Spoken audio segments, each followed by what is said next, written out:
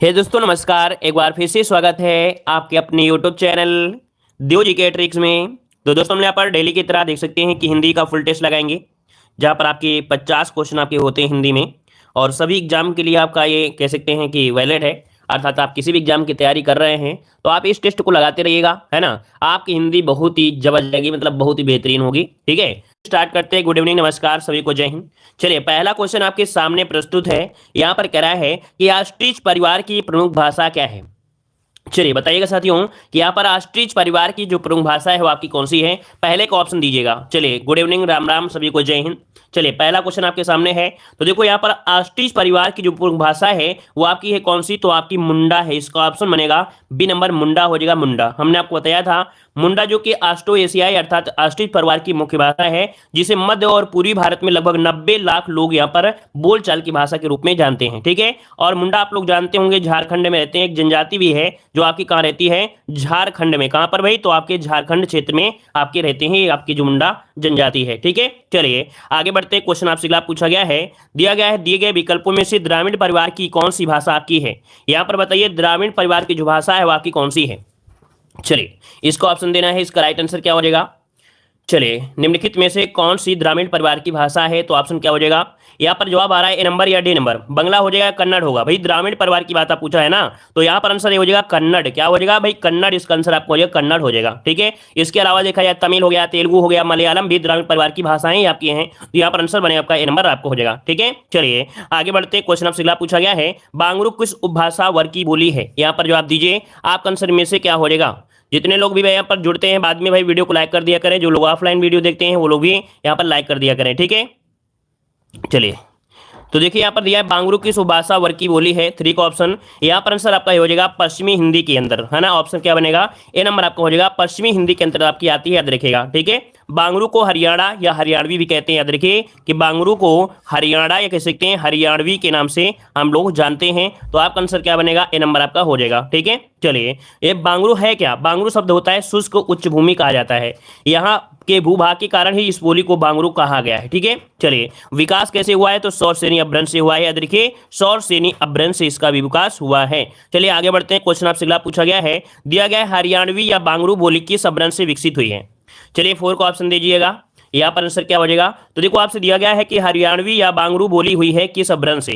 तो अभी आपने देखा था सौर श्रेणी, अभी हमने बताया था। तो ऑप्शन क्या बनेगा, ए नंबर हो जाएगा पश्चिमोत्तर सौर श्रेणी अपभ्रंश से इसका विकसित हुआ है। तो ऑप्शन बनेगा आपका ए नंबर राइट हो जाएगा। चलिए आगे बढ़ते हैं। क्वेश्चन आपसे अगला पूछा गया है कि भाषा की सबसे छोटी इकाई इनमें से कौन सी है।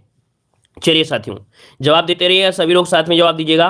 कह रहा है भाषा की सबसे छोटी आपकी इकाई कौन सी है। शब्द है, व्यंजन है, स्वर है, आपका वर्ण हो जाएगा। क्या हो जाएगा, वर्ण हो जाएगा। वर्ण मतलब जैसे होता है का, ये क्या है, एक वर्ण है। ठीक है ना। और अगर शब्द होता है तो भाई यहाँ पर हो जाता है जैसे का, मल, ये एक प्रकार का शब्द बन जाता है। तो यहाँ पर आंसर क्या बनेगा, डी नंबर इसका राइट हो जाएगा, वर्ण। अगला क्वेश्चन इसी से रिलेटेड आपका जुड़ा हुआ है कि भाषा की सबसे छोटी इकाई क्या है। सेम क्वेश्चन आपका सेम है, लेकिन आपके ऑप्शन थोड़ा अलग दिए गए हैं, थोड़ा सा अलग दिया गया है। यहाँ पर देखो मात्रा आपका एक्स्ट्रा ऐड कर दिया गया है। यहाँ पर शब्द है, मात्रा है और वर्ण है।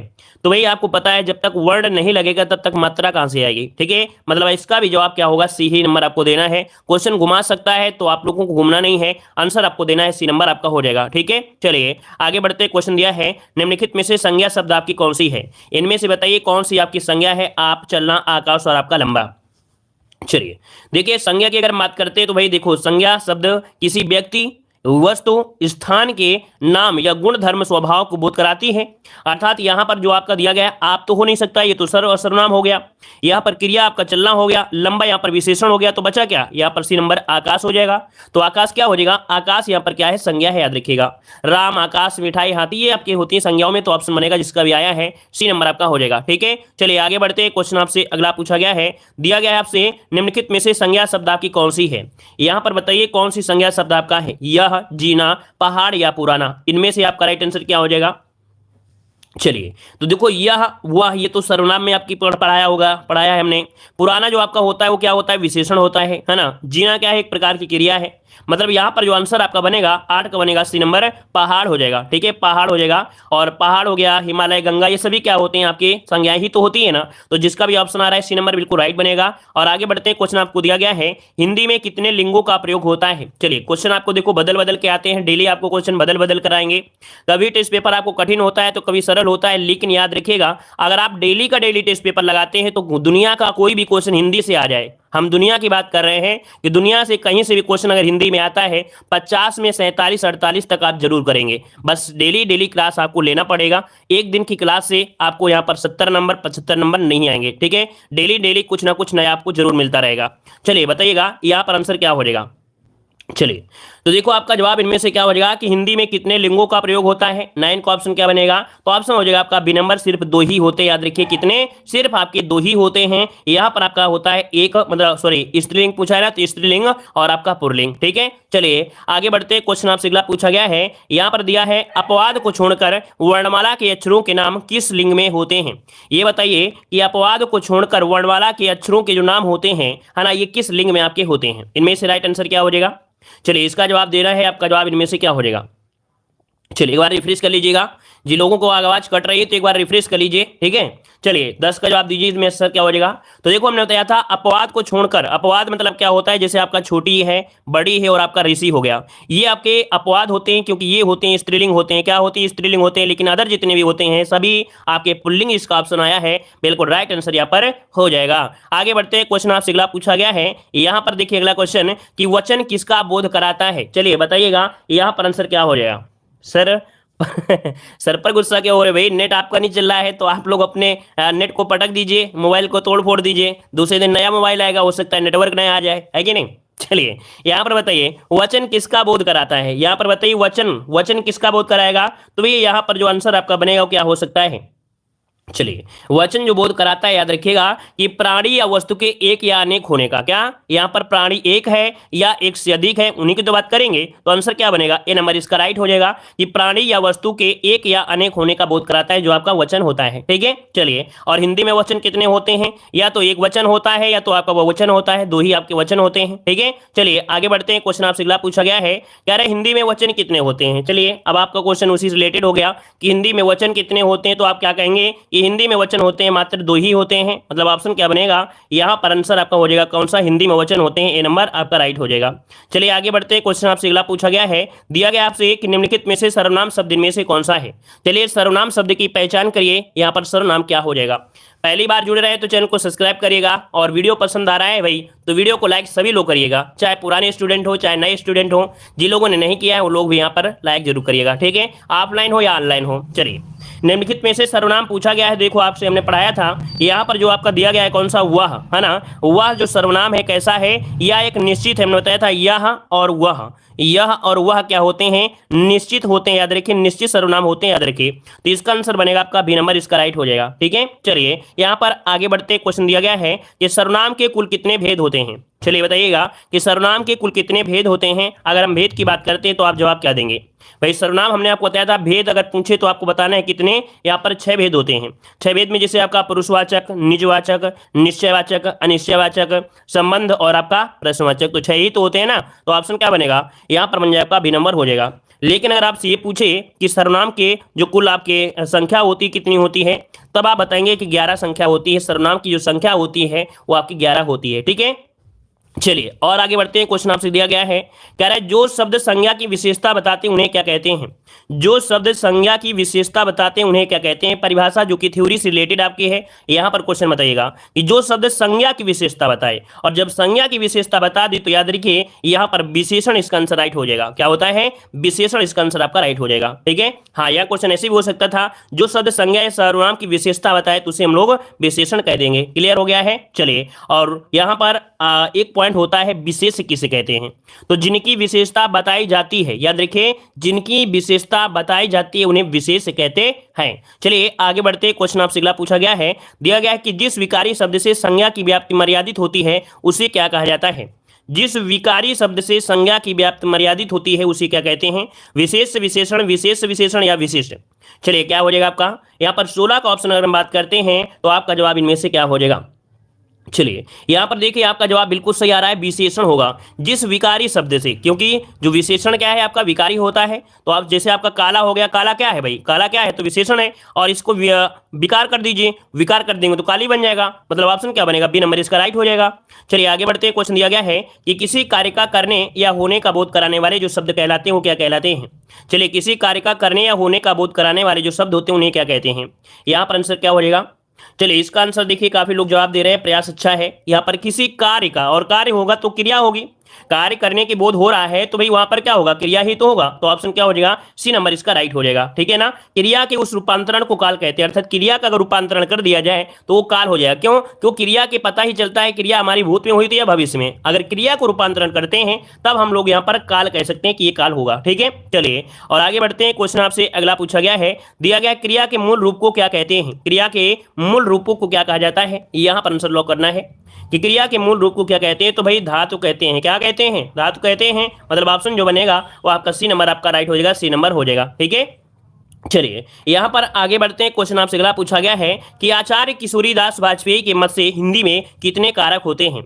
आज आपको 50/50 लाना है। अगर 50/50 नहीं लाए तो समझो नाक कट जाएगी आपकी। आज का टेस्ट पेपर एक बिल्कुल बेसिक वाला है। बेसिक मतलब ये है कि हर चैप्टर से हैं और बेसिक वाले ही क्वेश्चन आपके लिए गए हैं। ठीक है, 50/50 आपको क्वेश्चन लेके आना है, नहीं नाक कटने वाली बात हो जाएगी। ठीक है, चलिए तो देखो आपका हो जाएगा, आचार्य किशोरीदास वाजपेयी ने मत में हिंदी में कितने कारक होते हैं? 19 का ऑप्शन दिया है, तो 19 का ऑप्शन इनमें से क्या होगा? सी नंबर होगा या यहाँ पर ए नंबर आपका हो जाएगा। तो 6 कारक होते हैं, नोट करिएगा। किशोरीदास वाजपेयी के अनुसार हिंदी में जो कारक होते हैं वो आपकी 6 होती है। इसका ऑप्शन बनेगा आपका ए नंबर, राइट हो जाएगा, ए नंबर बनेगा। ठीक है, चलिए यहाँ पर आगे बढ़ते हैं। क्वेश्चन दिया गया है आपसे, क्वेश्चन दिया गया है कि कारक के भेद जो होते हैं कितने होते हैं? चलिए कारक के भेद होते हैं वो आपके कितने होते हैं? यहाँ पर आंसर क्या हो जाएगा? चलिए होते हैं 8। क्या होते हैं? कारक होते हैं 8 होते हैं। याद रखिए यहाँ पर आंसर बनेगा आपका डी नंबर। लेकिन किशोरीदास ने बताया था सिर्फ कितने? यहाँ पर 6, जो कि आपके तत्सम और तद्भव में प्रयोग होते हैं, वो आपकी 6 कारक। चलिए आगे बढ़ते हैं। क्वेश्चन आपसे अगला पूछा गया है, यहाँ पर दिया है निम्नलिखित में से क्या काल कहलाता है? अर्थात काल की परिभाषा पूछा गया है कि काल होता क्या है, काल की परिभाषा क्या होती है। यहाँ पर देखिए काल क्या है यहाँ पर, तो काल मतलब होता है क्रिया के, देखो हमने बताया था क्रिया के घटित होने के समय को बढ़ते हैं। मतलब आपका आंसर क्या होगा? क्रिया के घटित होने का जो समय होता है उसे हम लोग काल कहते हैं। ऑप्शन बने आपका ए नंबर हो जाएगा। और आगे बढ़ते हैं। क्वेश्चन आपसे अगला पूछा गया है कि व्याकरण में काल का अर्थ क्या होता है? व्याकरण में काल का जो अर्थ होता है वो क्या होता है? इसका जवाब दीजिएगा कि व्याकरण में जो काल होता है इसका मतलब क्या होता है, इसका अर्थ क्या होता है। चलिए यहां पर देखिए इसका आंसर हो जाए आपका समय। क्या होता है भाई? समय कहते हैं, अर्थात व्याकरण में इसे हम लोग समय कहते हैं। ठीक है, क्वेश्चन को घुमाया जाए कुछ भी हो, लेकिन आपको यही जवाब देना है। ऑप्शन में आपका बी नंबर हो जाएगा। चलिए आगे बढ़ते हैं। क्वेश्चन आपसे अगला पूछा गया है, कह रहा है वाच्य किसके अनुसार बनता है? वाच्य किसके अनुसार बनते हैं? आपने पढ़ा होगा, हमने स्पेशल टॉपिक पढ़ाया भी है, तो वाच्य पढ़ाया था, वाच्य है ना। तो देखिए यहां पर आपका हो जाएगा कि वाच्य के 3 प्रकार होते हैं, कृत्यवाच्य, कर्मवाच्य और आपका भाववाच्य। मतलब ये हुआ कि इनमें से जितने भी ऑप्शन है आप सभी सही हो जाएंगे, है ना। तो याद रखिए तीनों ही प्रकार के होते हैं, कृत्यवाच्य, कर्मवाच्य और आपके भाववाच्य। तो ऑप्शन क्या बन जाएगा? डी नंबर यहाँ पर राइट हो जाएगा। चलिए आगे बढ़ते हैं। क्वेश्चन आपसे दिया गया है, वाच्य के कितने प्रकार होते हैं? वाच्य के कितने प्रकार होते हैं? तो क्या जवाब हो जाएगा? यहाँ पर हो जाएगा 3 प्रकार होते हैं। कितने भाई? 3 प्रकार होते हैं, जो अभी हमने आपको बताया। ठीक है, तो ऑप्शन बनेगा आपका ए नंबर हो जाएगा। आगे बढ़ते हैं। क्वेश्चन दिया गया है कि जिन शब्दों में लिंग कारक, लिंग वचन कारक आदि के कारण कोई परिवर्तन नहीं होता है उसे क्या कहते हैं? चलिए भाई, कि जिन शब्दों में लिंग वचन कारक आदि के कारण कोई परिवर्तन नहीं होता है उसे क्या कहते हैं? तो यहाँ पर आंसर क्या बन जाएगा? आपका जवाब यहाँ पर बनेगा अव्यय। उन्हें कहते हैं अव्यय, जिनमें किसी प्रकार का व्यय ना हो पाए, अर्थात उसमें कोई परिवर्तन ना हो पाए, उन्हें हम बोलते हैं अव्यय, जो कि ऑप्शन बनेगा यहाँ पर आपका सी नंबर। आगे बढ़ते हैं। क्वेश्चन आपसे दिया गया है कि आप आ गए, इस वाक्य में आह शब्द जो है ये है क्या? यहाँ पर जो शब्द है ये है क्या? संज्ञा, सर्वनाम, अव्यय या विशेषण? क्या हो जाएगा? चलिए यहाँ पर जो आंसर है इसका क्या हो जाएगा? तो देखिए इसका आंसर काफी लोग दे रहे हैं, यहाँ पर आंसर हो जाएगा सी नंबर। एक प्रकार का अव्यय है। क्या भाई? ये अव्यय है। यहाँ पर जो आपका है वो विस्मयादि बोधक अव्यय है। क्या है? विस्मयादि बोधक, मतलब ऑप्शन बने आपका सी नंबर। चलिए आगे बढ़ते हैं। क्वेश्चन आपसे अगला पूछा गया है, दिया गया उत्पत्ति के आधार पर शब्द के कितने भेद हैं? उत्पत्ति के आधार पर शब्द के भेद पूछा गया है। तो देखते हैं, अगर आपको सरल लगा है तो भाई यहाँ पर आपको पूरे में पूरे क्वेश्चन लगाना है आज। ठीक है, उत्पत्ति के आधार पर जो शब्द के भेद होते हैं वो आपके 4 होते हैं। कितने होते हैं? 4 होते हैं, याद रखिएगा। एक तो हो गया तत्सम, हो गया, क्या हो गया भाई? तत्सम। दूसरा हो गया कौन? तद्भव, देशज, विदेशज। ठीक है, तत्सम, तद्भव, देशज, विदेशज ये होते हैं। तो ऑप्शन बनेगा आपका इसका, आपका बी नंबर बनेगा। चलिए आगे बढ़ते हैं। क्वेश्चन आपसे अगला पूछा गया है कि व्यवहार के आधार पर शब्द के कितने प्रकार होते हैं? व्यवहार के आधार पर बताइए, यहाँ पर आपका आंसर क्या हो जाएगा? चलिए हम सभी के कमेंट देख रहे हैं कि आप लोग जवाब दे रहे हो कि नहीं दे रहे हो, क्योंकि क्लास की जब खत्म होता है तब कहते हैं सर मेरे 50 में 51 नंबर सही है, कुछ लोग कहेंगे 50 में 50 होंगे, कुछ लोग कहेंगे 50 में 0 बड़े सन्नाटा, है ना। तो इसलिए हम देखते जा रहे हैं गलती किसके हो रहे हैं। चलिए, व्यवहार के आधार पर शब्द के कितने प्रकार हो जाएंगे? तो यहाँ पर देखिए आपका आंसर आपका बनेगा, यहाँ पर क्या हो जाएगा? शब्दों के हिसाब से देखा जाए तो इसका आंसर इनमें से क्या हो सकता है? 5 हो सकता है, 2 हो सकता है या 3 हो सकता है। 5 हो जाएंगे, यहाँ पर आंसर आपका ए नंबर हो जाएगा, 5 हो जाएंगे। ठीक है, वाक्यों में प्रयोग के आधार पर आपके होते हैं सार्थक वार्थक। ठीक है, इसके बाद रचना या बनावट के आधार पर रूढ़ जैसे होते हैं। उत्पत्ति के आधार पर तत्सम तद्भव हो गए। व्यवहार के हिसाब से विकारी शब्द होते हैं और अर्थ के हिसाब से छा जो आपके पर्यायवाची विलोम शब्द वगैरह होते हैं। चलिए आगे बढ़ते हैं। क्वेश्चन आपसे अगला पूछा गया है, यहाँ पर देखो दिया गया क्वेश्चन, निम्नलिखित शब्दों में से विचार कीजिए और सही उत्तर का चयन करना है। यहाँ पर देखो सही उत्तर का चयन करना है, देखते हैं कौन सा उत्तर आपका दिया गया है। अच्छा, इस प्रकार से सभी आपके सामने यहाँ पर आ चुके हैं। पहला पॉइंट दिया गया है कि हिंदी के पर्यायवाची शब्द संस्कृत के तद्भव शब्द हैं। बताइए कि हिंदी के पर्यायवाची शब्द संस्कृत के तद्भव शब्द हैं। ये पॉइंट हजम नहीं कर रहा है, मतलब ये पॉइंट हजम आपका नहीं कर रहा है। दूसरा देखते हैं, कह रहा आपसे पर्यायवाची शब्दों को प्रतिशब्द भी कहते हैं, ये तो सही दिया गया है। जिन शब्दों के अर्थ में समानता उन्हें पर्यायवाची शब्द कहते हैं। तो देखिए जो ऑप्शन है वो आपका बनेगा आपका 2 और 3, इसका आंसर आपका राइट हो जाएगा। ठीक है, यहाँ पर आंसर बने आपका डी नंबर आपका हो जाएगा। ठीक है, चलिए यहाँ पर आगे बढ़ते हैं। क्वेश्चन आपसे अगला पूछा गया है, कह रहा आपसे यहाँ पर कौन सा शब्द अनीक का पर्यायवाची है? यहाँ पर बताइए कि कौन सा शब्द है जिसका अनीक का पर्यायवाची बन सकता है, अनीक का पर्यायवाची। और अनीक का पर्यायवाची होता है सेना, याद रखिए सेना। सेना को हमने बताया था, सेना की कई पर्यायवाची जो पूछी जा रही हैं, अनीक भी हो गया, कटक भी होता है, क्या यहाँ पर कटक भी होता है, कटक मतलब सेना होता है। और इसके बाद अनि भी होता है, क्या अनि भी होता है, अनि भी होता है। चमू भी होता है, क्या चमू जो होता है ये भी इसी सेना का पर्यायवाची होता है। दल तो आप लोग जानते हैं, दल हो जाएगा, सैन्य हो जाएगा। ठीक है, चलिए आगे बढ़ते हैं। क्वेश्चन आपसे अगला पूछा गया है, यहाँ पर दिया गया है अथ का विलोम शब्द इनमें से क्या हो जाएगा? अथ का विलोम। चलिए अथ का क्या होता है? अथ का विलोम, अथ का विलोम होता है पूर्ण, क्या हो जाएगा? अथ का हो जाएगा पूर्ण हो जाएगा, जो कि ऑप्शन बनेगा आपका ए नंबर आपका हो जाएगा। ठीक है, समाप्ति की बात करते हैं, समाप्त क्या हो जाएगा? समाप्त तथा खत्म ये क्या है? एक ही अर्थ आपके हो जाएंगे। ठीक है, और इसका विलोम जो हो जाएगा यहाँ पर वो हो जाएगा प्रारंभ हो जाएगा। ठीक है, क्या हो जाएगा? प्रारंभ हो जाएगा। ठीक है, चलिए आगे बढ़ते हैं। क्वेश्चन दिया गया है अग्रज का सही विलोम क्या होता है? अग्रज का सही विलोम इनमें से क्या हो जाएगा? अग्रज, अग्रज का सही विलोम क्या हो जाएगा? अनुज हो जाएगा। बिल्कुल इजी आ रहा है, यहाँ पर आंसर आपका हो जाएगा ए नंबर। अग्रज शब्द का सही विलोम अनुज होता है। ठीक है, छोटा बड़ा का विलोम होता है, जबकि लघु शब्द का विलोम दीर्घ होता है। सूक्ष्म का क्या होता है? विराट होता है। तो ऑप्शन इसका आंसर मतलब यही नंबर आपका हो जाएगा। चलिए आगे बढ़ते हैं। क्वेश्चन आपसे अगला पूछा गया है कि ऐसे शब्द जो उच्चारण और वर्तनी की दृष्टि से समान हो पर व्युत्पत्ति और अर्थ की दृष्टि से भिन्न हो, ऐसे शब्दों को क्या कहते हैं? एक बार थ्योरी फिर से पढ़िए तो समझ में आएगा। कह रहा है ऐसे शब्द जो उच्चारण और वर्तनी की दृष्टि से समान हो पर व्युत्पत्ति और अर्थ की दृष्टि से भिन्न हो, ऐसे शब्दों को क्या कहते हैं? यहाँ पर जवाब दीजिए, इसको क्या कहा जाएगा? इनको बोलते हैं समभिन्नार्थक अर्थात समरूपी या समोच्चारित शब्द। यहाँ पर आंसर बी नंबर आपका हो जाएगा। कह रहा है कि जो शब्द उच्चारण वर्तनी के हिसाब से तो बोलते तो क्या है इसी प्रकार बोलते हैं ना, मतलब जो आंसर आपका हो जाएगा बी नंबर समरूपी या सम उच्चारण वाले। तो ऑप्शन बनेगा आपका इसका बी नंबर बनेगा। ठीक है, चलिए अगला क्वेश्चन दिया गया है, कह रहे इनमें से कौन सा शब्द अरुण का समानार्थी नहीं है? अरुण का समानार्थी नहीं है, 34 को ऑप्शन दीजिएगा। अरुण का समानार्थी यहाँ पर नहीं है। तो देखो भाई अरुण का समानार्थी मतलब होता है सूर्य, सूर्य का सारथी हो गया है, कुमकुम भी होता है, लेकिन यहाँ पर जो दिया है बिंबाफल, क्या है? बिंबाफल। भाई बिंबाफल नहीं होता, याद रखिएगा बिंबाफल नहीं होता है। आगे बढ़ते हैं। क्वेश्चन आपसे अगला पूछा गया है, यहाँ पर देखिए क्वेश्चन दिया गया है जो खाने योग्य ना हो उसे क्या कहते हैं? जो खाने योग्य ना हो उसे क्या कहेंगे? जो खाने योग्य ना हो उसे क्या कहेंगे? यहाँ पर हो जाता है अखाद्य। क्या अखाद्य होता है, मतलब ऑप्शन बनेगा ए नंबर आपका राइट हो जाएगा। ठीक है, और एक होता है कि जिसे प्राप्त ना किया जा सके, जिसे प्राप्त ना किया जा सके उसे अलभ्य कहते हैं। क्या? जिसे प्राप्त ना किया जा सके उसे अलभ्य कहते हैं। और आगे बढ़ते क्वेश्चन दिया गया है कि जिसके पास घर ना हो उसे क्या कहेंगे? जिसके पास घर ना हो उसे क्या कहते हैं? यहाँ पर आंसर क्या होगा? तो इसका आंसर आपका हो जाएगा कौन सा भाई? ग्रही हो जाएगा या अनिकेतन हो जाएगा। अनिकेत, अनिकेत हो जाएगा, मतलब ऑप्शन जो आपका है वो आपका भी हो जाएगा अनिकेत हो जाता है, अनिकेत हो जाता है, ठीक है।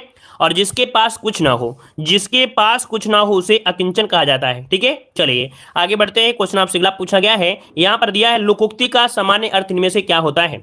लोकोक्ति का सामान्य अर्थ इनमें से क्या हो जाएगा, लोकोक्ति का सामान्य अर्थ क्या होता है। चलिए, लोक की उक्ति या लोगों का लेख होता है, या लोगों की बातें होती हैं, या अच्छी बातें होती हैं, क्या हो सकता है। तो लोकोक्ति का समान अर्थ होता है लोक की उक्ति। क्या होता है, लोक की उक्ति होता है। लोकोक्ति आपने देखा होगा समाज का भाषाई इतिहास होती हैं, इसलिए लोकोक्तियों के माध्यम से किसी समाज का सांस्कृतिक, उसकी आर्थिक, उसके राजनीतिक व व्यवहारिक का अध्ययन किया जा सकता है इनके माध्यम से, ठीक है। ऑप्शन बनेगा आपका ए नंबर। आगे बढ़ते हैं। क्वेश्चन आपसे अगला पूछा गया है, यहां पर आ गया है लोक में प्रचलित उक्ति जिसका मूल अर्थ बना रहता है और स्वतंत्र रूप से उसका प्रयोग भी किया जाता है। दिए गए विकल्पों में से सही आपको बताना है क्या है। कह रहा है लोक में प्रचलित उक्ति जिसका मूल अर्थ बना रहता है और स्वतंत्र रूप से उसका प्रयोग भी किया जाता है, इसे क्या कहा जाता है। तो इसे कहते हैं लोकोक्ति। याद रखिए ये परिभाषा से रिलेटेड आपके क्वेश्चन मिल रहे हैं, मतलब जो भी क्वेश्चन है वो परिभाषा से अर्थात थ्योरी से बने हुए क्वेश्चन आपके हैं। इसकी वजह से, क्योंकि बहुत लोग थ्योरी नहीं पढ़ते हैं, तो क्या होता है क्वेश्चन गलती हो जाते हैं, इसलिए क्वेश्चन जो आपके दिख रहे हैं आज वो थ्योरी से रिलेटेड ज्यादा क्वेश्चन हमने रखा है, ठीक है। चलिए आगे बढ़ते हैं। क्वेश्चन आपसे अगला पूछा गया है, कह रहे अंक का अर्थ नहीं होता है, अंक का अर्थ नहीं होता है, यहां पर आंसर देना है। आपका जवाब इनमें से क्या हो जाएगा। चलिए तो देखिए भाई, यहां पर अंक का जो पूछा गया है, अंक का अर्थ नहीं होता है, तो देखो भाई अंक का मतलब होता है गोद होता है। क्या अंक मतलब गोद होता है। अंक का मतलब आपका चिन्ह भी होता है, अंक का मतलब संख्या भी होता है, लेकिन अंग नहीं होता है। याद रखिए अंग नहीं होता है, नोट करिए इसका ऑप्शन डी नंबर, जो कि लगभग सभी का जवाब आ रहा है। चलिए आगे बढ़ते हैं। क्वेश्चन आपसे अगला पूछा गया है, कह रहे अज्ञ का अर्थ क्या होता है। अज्ञ का अर्थ इनमें से क्या हो जाएगा, अज्ञ का अर्थ इनमें से क्या हो जाएगा। तो अज्ञ मतलब क्या होता है, जिसको कुछ आता ही नहीं है ना। अज्ञ मतलब जिसको कुछ नहीं आता है, और विज्ञ मतलब होता है जो पढ़ा लिखा हो। मतलब यहां पर आंसर क्या होगा, ए नंबर होगा या बी नंबर होगा। आ नंबर होगा, मतलब जो कुछ भी नहीं जानता उसे अज्ञ कहते हैं। तो 40 का ऑप्शन बनेगा यहां पर आपका ए नंबर राइट हो जाएगा, ठीक है। चलिए आगे बढ़ते हैं। क्वेश्चन आपसे अगला पूछा गया है, उपसर्ग को कहते हैं, उपसर्ग को कहते हैं भाई क्या बात कहते हैं, उपसर्ग को क्या कहा जाता है। शब्दांश कहते हैं, वाक्यांश कहते हैं, शब्द कहते हैं, या पद कहते हैं। चलिए हमने आपको बताया भी था कि जो उपसर्ग होते हैं या आपके प्रत्यय होते हैं उनको हम बोलते क्या है, शब्दांश ही कहा जाता है। याद रखिए आपकी एग्जाम में पूछा गया है, ठीक है। यहां पर आंसर आपका हो जाएगा ए नंबर हो जाएगा। आगे बढ़ते हैं। क्वेश्चन दिया गया है, उपसर्ग का प्रयोग होता है, उपसर्ग का जो प्रयोग होता है वो कहां पर होता है। तो भाई शब्द के पहले होता है या बाद में होता है। तो कहेंगे सर शब्द के कहां होता है भाई, क्या बनेगा यहां पर 42 का ऑप्शन ए नंबर ही हो जाएगा। क्या भाई ए नंबर आपका राइट हो रहा है, बिल्कुल सही है। शब्द के आदि में होता है, आदि मतलब होता है पहले। क्या आदि मतलब होता है पहले, याद रखिएगा, ठीक है। चलिए यहां पर आगे बढ़ते हैं। क्वेश्चन आपसे अगला पूछा गया है, कह रहा है प्रत्यय होता है, प्रत्यय होता है, बताइए प्रत्यय क्या होता है। तो प्रत्यय भी क्या बोलते हैं, इनको भी बोलते हैं शब्दांश। याद रखिए प्रत्यय को भी क्या बोलते हैं, शब्दांश बोलते हैं, पद्यांश मत लगाइएगा। प्रत्यय को भी क्या बोलते हैं, शब्दांश ही बोलते हैं। और प्रत्यय क्या होते हैं, किसी शब्द के लास्ट में लगते हैं, ठीक है। चलिए आगे बढ़ते हैं। क्वेश्चन आपसे अगला पूछा गया है, कह रहे हिंदी में शब्दों के बाद जोड़ने वाले शब्दों को क्या कहा जाता है। हिंदी में शब्दों के बाद जोड़े जाने वाले शब्दों को क्या कहते हैं। तो यहां पर आंसर क्या हो जाएगा आपका बी नंबर, उन्हें परसर्ग कहते हैं। क्या बोलते हैं, उन्हें परसर्ग कहते हैं। मतलब ऑप्शन जो बनेगा वो आपका बी नंबर इसका राइट हो जाएगा, या प्रत्यय कहलाते हैं, ठीक है। चलिए आगे बढ़ते हैं। क्वेश्चन आपसे अगला पूछा है कि दो वर्णों के मेल से होने वाले विकार या परिवर्तन को क्या कहते हैं। यहां पर बताना है कि दो वर्णों के मेल से होने वाले विकार या परिवर्तन को क्या कहते हैं। जब वर्णों की बात होती है तो वह कहेंगे कि उसे संधि कहते हैं, क्योंकि वर्णों की बात हो रही है तो आपकी संधि हो जाएगा। ऑप्शन में आपका ए नंबर राइट हो जाएगा। समास में क्या होता है, समास में शब्दों का खेल होता है। किसमें, शब्दों का होता है, अर्थात दो शब्द जुड़ेंगे तब आपका समास बनता है। और आगे बढ़ते हैं। क्वेश्चन दिया गया है कि इनमें से कौन सी संधि का गुण है। कह रहा है आपसे इनमें से कौन संधि का गुण है। तो देखो पहला पॉइंट 46 में दिया गया है, कह रहा है कि संधि निरर्थक अक्षरों को मिलाकर सार्थक शब्द बनाती है। अच्छा, अगला है संधि में समास होता है, संधि का अर्थ अलगाव होता है, संधि दो पदों का योग होता है। बताइए और या इनमें से कोई नहीं, क्या हो सकता है। तो देखो भाई इनमें से गुणों में कोई भी संधि का गुण आपका नहीं है। संधि मतलब जोड़ होता है, और इनमें जितने भी दिए गए हैं इनका कोई मतलब ही नहीं हो गया है। अगर इसको भी बताओगे संधि तो दो पदों का योग होता है, पदों नहीं होगा। यहाँ पर वर्ण होता है, क्या होता है, वर्ण होता है। तो भाई ये भी ऑप्शन गलत होगा, क्योंकि बहुत लोग ऐसे हैं जो यहाँ पर डी नंबर दे रहे हैं। लेकिन आप ही बताओ क्या संधि में पदों का होता है क्या? पद होते हैं समास में होते हैं। किस में होते हैं? समास में। तो ये जल्दीबाजी में आप लोगों से गलती हो रही होगी, हमें पता है। तो यहाँ पर आंसर क्या होगा? डी होगा, इनमें से कोई नहीं। संधि का कोई मतलब ही नहीं होगा, इसमें से कोई ऑप्शन नहीं है। ठीक है, चलिए आगे बढ़ते हैं। क्वेश्चन आपसे अगला पूछा गया है। चलिए क्वेश्चन आपसे अगला पूछा गया है। यहां पर अगला क्वेश्चन कह रहा है समास का अर्थ क्या होता है? समास का अर्थ इनमें से क्या हो जाएगा? समास का अर्थ, तो समास का मतलब होता है संक्षेप। क्या होता है? समास का अर्थ होता है संक्षेप, जो कि ऑप्शन बनेगा आपका ए नंबर है। आगे बढ़ते हैं। क्वेश्चन दिया गया है समास के पदों को अलग करने को क्या कहा जाता है? यहाँ पर बताइए कि समास के पदों को अलग करने को क्या कहते हैं। अगर समास के पदों को अगर आप अलग करना चाहते हैं तो इन्हें क्या कहेंगे? तो ऐसी स्थिति में कहेंगे विग्रह। क्या कहेंगे? विग्रह कहेंगे। तो ऑप्शन बनेगा यहाँ पर आपका सी नंबर राइट हो जाएगा। आगे बढ़ते। क्वेश्चन आपसे अगला पूछा गया है, क्या आपसे वाक्य विचार के अंतर्गत क्या अध्ययन किया जाता है? ये बताइएगा कि वाक्य विचार के अंतर्गत क्या अध्ययन किया जाता है? क्या अध्ययन किया जाता है? चलिए वाक्य विचार में तो वाक्यों का करेंगे भाई, शब्दकोश तो करेंगे नहीं। यहां पर वाक्यों का करेंगे, तो वाक्य कहां पर है? ऑप्शन सी नंबर दिया गया है कि वाक्य विचार के अंतर्गत आप जो अध्ययन करेंगे वो वाक्यों को करेंगे। किसका करें? वाक्यों का। वाक्य के 3 अंग होते हैं, याद रखिए वाक्य के 3 अंग होते हैं। वो 3 अंग क्या होते हैं? तो एक सबसे पहले वर्ण होता है। क्या होता है? वर्ण होता है। इसके बाद विचार होता है। क्या होता है भाई? विचार होता है। विचार के बाद आपका शब्द होता है। क्या होता है भाई? शब्द होता है। तो ये आपके 3 आपके गुण होते हैं। तो इस प्रकार से ऑप्शन में आपका थर्ड नंबर है। और आगे बढ़ते हैं। क्वेश्चन आपसे दिया गया है कि वाक्य में जिसके विषय में कहा जाता है वो क्या होता है? चलिए वाक्य में जिसके विषय में कहा जाता है, और जिसके विषय में कहा जाता है इसका मतलब वो करता है, और कर्ता को बोलते हैं उद्देश्य। कर्ता को बोलते हैं उद्देश्य बोलते हैं। मतलब ऑप्शन क्या बन जाएगा? ए नंबर इसका राइट हो जाएगा। ए नंबर आपका हो जाएगा। ठीक है ना, क्लियर हो जाएगा। और जिसके बारे में कुछ कहा जाए, है ना, यहाँ पर आंसर आपका हो गया है ना। उद्देश्य के बारे में जो कुछ कहा जाए उसे विधेय कहते हैं। मतलब ऑप्शन आपका बनेगा ए नंबर इसका राइट हो जाएगा। ठीक है, और आज हमने हिंदी साहित्य के क्वेश्चन आपके ऐड नहीं किए थे। ठीक है, तो आज हिंदी साहित्य के क्वेश्चन ऐड नहीं हुए हैं, तो चलिए कोई बात नहीं, हम कल आपको ऐड कर देंगे जैसे हमारे डेली होता था, है ना। और यहाँ पर देखो आज का जो टेस्ट रहा है आपको सरल लगा होगा, लेकिन याद रखिएगा 2-3 क्वेश्चन अगर आपने गलती कर दिया, मतलब 45 नंबर नहीं लेके आए तो इसको सरल मत कहिएगा। ठीक है, अगर आपके 45 नंबर नहीं आए हैं तो इसको सरल मत कहिएगा, क्योंकि हमने खुद ही हिसाब से बनाया कि जो थ्योरी लोग नहीं पढ़ते हैं या थ्योरी से क्वेश्चन जो निकलते हैं वो थ्योरी के हिसाब से हैं। तो क्वेश्चन जो थे कि उनसे आप लिए गलतियां नहीं हो सकती हैं। ठीक है, अब थ्योरी से गलतियां आपकी नहीं होगी। और डेली का डेली यहाँ पर बेहतरीन क्वेश्चन मिलेंगे। हमने आपको बताया है कि डेली आप लोग रिवीजन करिए, डेली आपको कुछ ना कुछ नया क्वेश्चन जरूर मिलेगा। और डेली अगर जुड़ेंगे तो याद रखिए कोई भी एग्जाम में बैठे आइएगा, कोई भी, अगर आपने बिहार का फॉर्म डाला है और आप यूपी के रहने वाले हैं और आपने कुछ नहीं पढ़ा है तो आप बिहार चले जाइएगा और हिंदी का पेपर देकर आइएगा और फिर बताइएगा कि सर मेरे 45 के नीचे आए हैं। 45 के नीचे नहीं, 45 के ऊपर ही आएंगे, वो कोई भी पेपर आपका हो हिंदी का। ठीक है, चलिए तो चलिए फिर आज की क्लास ये रखते हैं। अगर आपको पसंद आया है, थोड़ा भी पसंद आया है, तो वीडियो को भाई लाइक करिएगा, चाहे ऑनलाइन हो चाहे आप ऑफलाइन हो। ठीक है, तो चलिए सभी को जय हिंद, गुड नाइट।